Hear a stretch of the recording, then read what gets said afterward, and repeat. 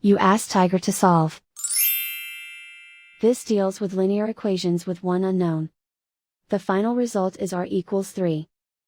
Let's solve it step by step. Simplify the expression. Expand the parentheses. Group all r terms on the left side of the equation. Add 4r to both sides. Group like terms. Simplify the arithmetic.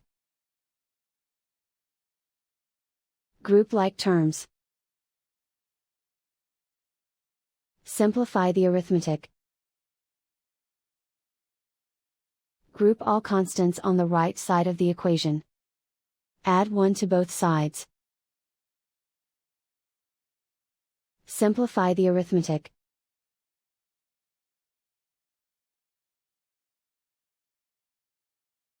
Isolate the r. Divide both sides by 3. Simplify the fraction.